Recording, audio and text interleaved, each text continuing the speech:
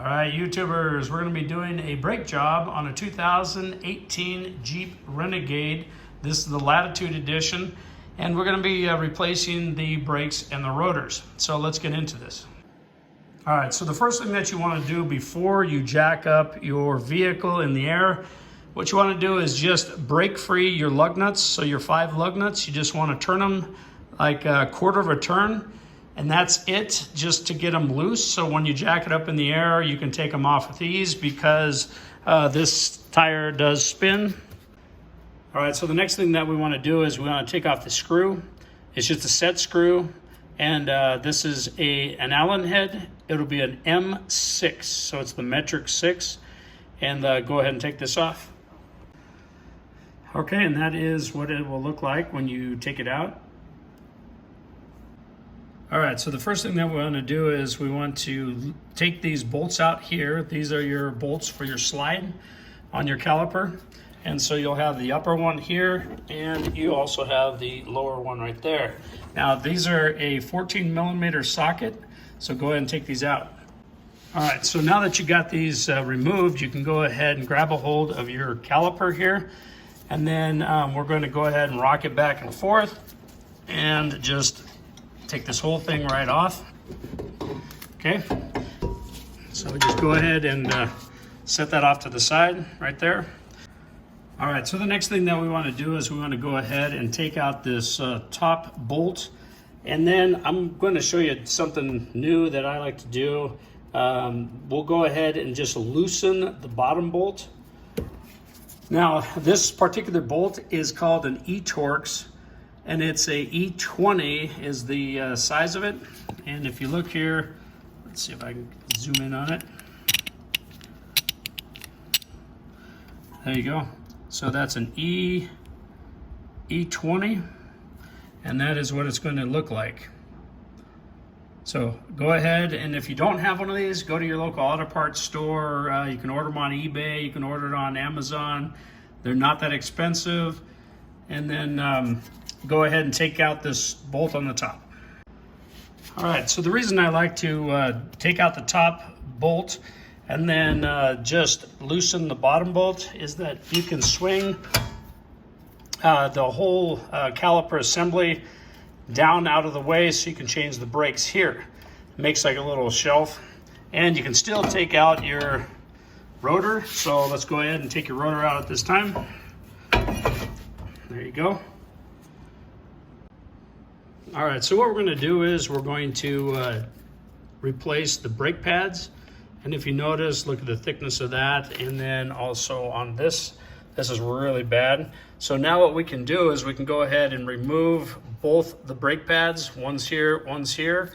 And so what you're going to do is there's a little tab on this particular model right there that has to be pushed in to, you have to push, see that part right there? You have to push it in if you're going to reuse these slides.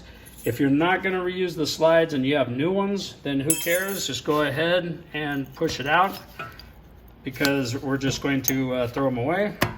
So go ahead and pop them out at this time. There you go. And the back brake actually doesn't look too awful bad. It's the front brake that is extremely bad. So let me take that out and show it to you. There you go. So there it is. And there is no pad left whatsoever on this particular one. All right, so the next thing that we're going to do is go ahead and remove these slides out of here.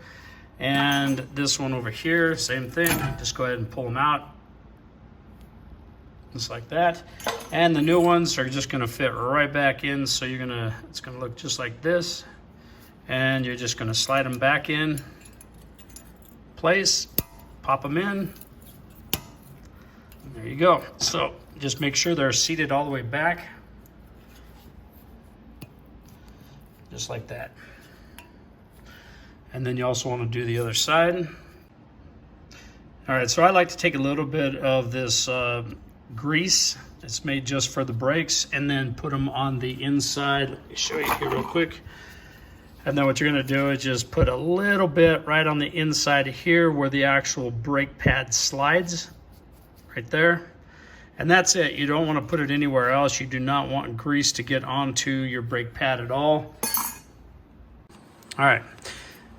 So there are two different, so you have your brake pads so this one here has got what they call a wear indicator.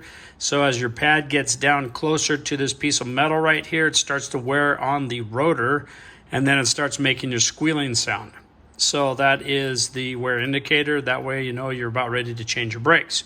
So let's go ahead and install that. Now that goes to the back facing the engine. So you're gonna put it the small side. Let me show you here, the small side, and there's the large side. The large side goes on the bottom. The small side goes up. So you're gonna pop that in here, and then, so you slide it in. Same thing over here. You're gonna slide that in,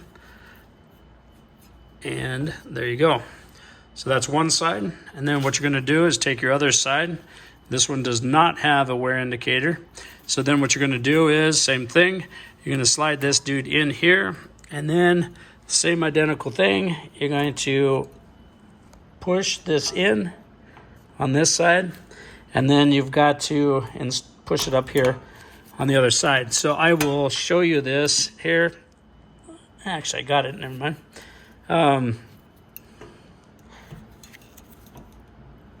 Okay, and then that's what it's gonna look like right there. See, so there. So that's how it should look right there. And that is your new brake pads. All right, so at this time, go ahead and install your rotor. And what you're gonna do is the small hole is gonna line up with your set screw. The larger holes are gonna be the ones where your lug nuts go through. So go ahead and put in your set screw, suck this up to your hub. All right, so go ahead and bring up your caliper now. Okay, and then push your brake pads back, bring them all the way up. And then what you're gonna do is you're gonna put in your E20 Torx bolt. So go ahead and put the top one in to hold it in place. All right, so we're gonna go ahead and torque the top, and we're gonna torque the bottom bolt at this time to 77 foot-pounds. All right, so the other thing too that you can do is you can pull these out if you want. This is the slide pin, and you could grease this all up inside of here. So you grease the actual slide pin itself and then put it back in. But every time I pull these things out, I always rip these boots. So I really don't want to do that. So I'm just gonna leave it put. And also, it sounds like there's quite a bit of grease already in there on the upper and the lower both. And the other thing that you want to do is you want to take now too and seat down your pads. So go ahead and pinch them together so they're touching your rotor. All right, so at this time what you're going to do is you're going to take off your top bleeder screw. This is grommet. It's just a cover. And then go ahead and loosen this. You do not need to take it out. Just loosen it like a quarter turn. And this will be an 11 millimeter. We're going to compress the piston back down, because when you slide it over, if you try to slide it over your brake pads right now, it will not work, because your brake pads that we took off were old and they're all worn down. These are brand new, so you have to slide this back in. So you're gonna bring this piston all the way back to the resting spot here. All right, so here's one of the tools that you can use. A lot of times you can rent them at your local auto parts store. All right, so we're gonna go ahead and use this, and actually it is more efficient. And what you're doing is you're just taking and you slide this through here. And this is your backing plate. And then what you're using is this front, it's just a pad that goes on the front, and you put it over top of your piston. And what you're gonna do is you're gonna feed in the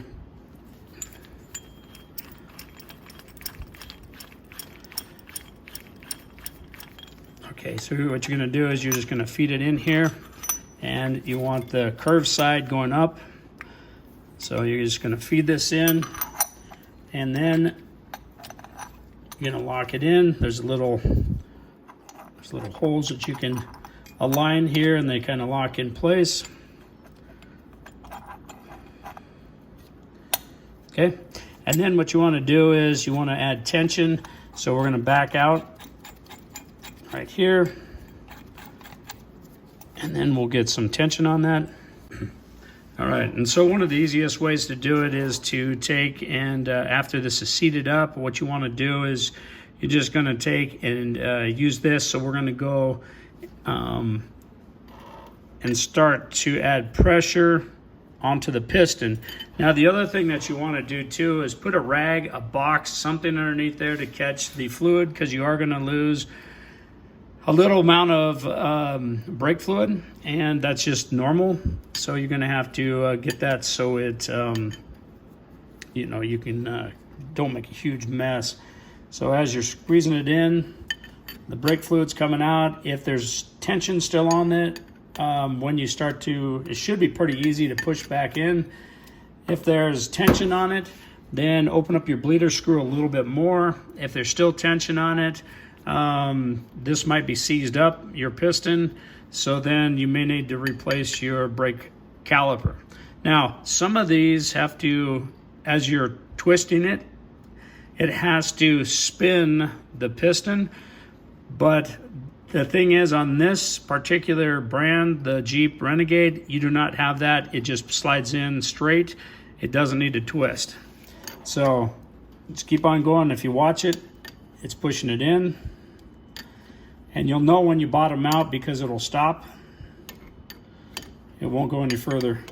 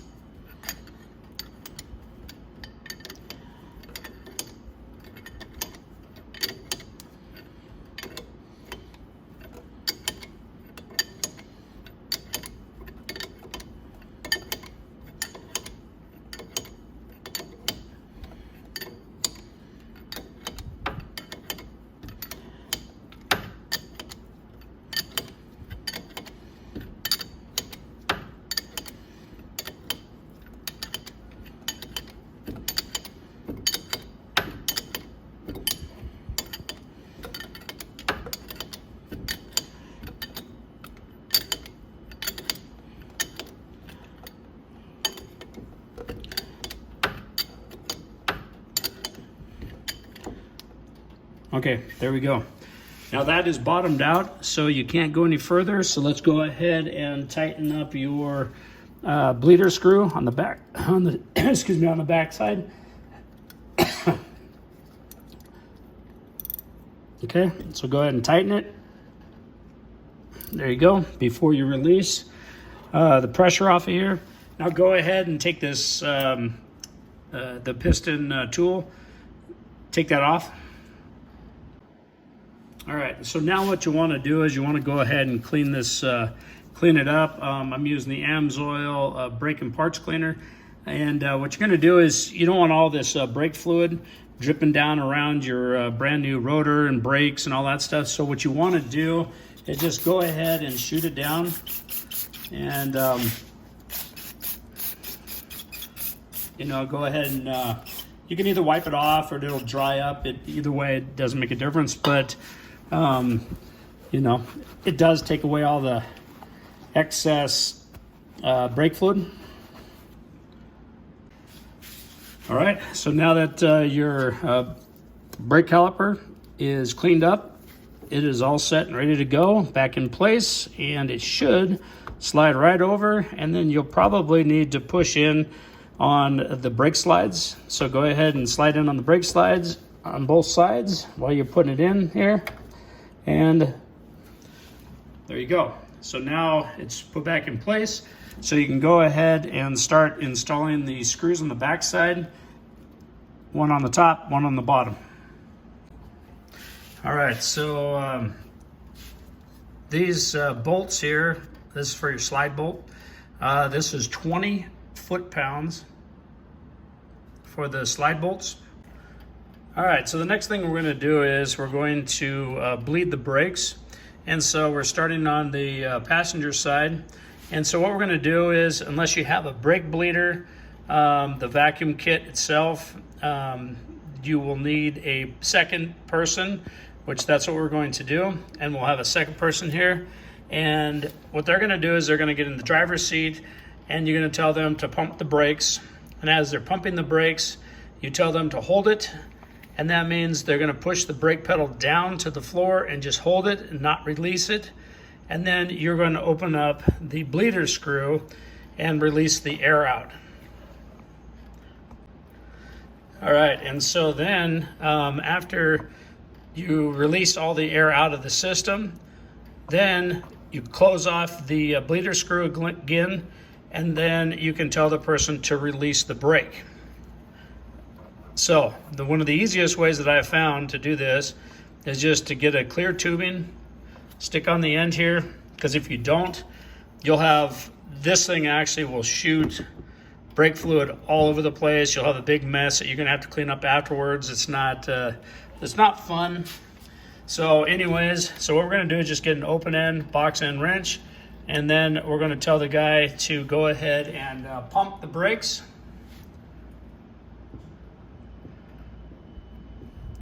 Okay, hold it. Now we want to watch to make sure that they got fluid running. See all that air that just shot out of there? Okay, close off the bleeder. Okay, release. Okay, pump.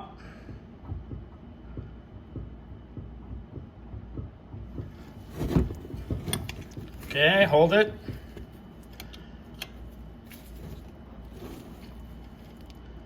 Okay, and then you're going to keep on doing that until you feel good enough, release, that all the air is out of the caliper and out of the brake line itself. Now, the other thing that you need to do too is maintain your fluid level up here for your brake fluid, because you do not want your brake fluid to drop. If you deplete the whole entire reservoir, you'll be sucking air, and guess what? You're gonna be bleeding all 4 of your brakes. So just keep on maintaining this, look periodically, and then fill it up as needed. All right, so this is about the 6th time bleeding this one side. Looks pretty good. There's not much air left in the system. We'll go ahead and do it one more time. So pump.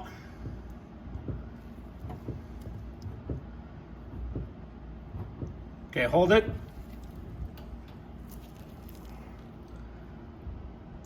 Yeah, and see there's no air bubbles whatsoever there.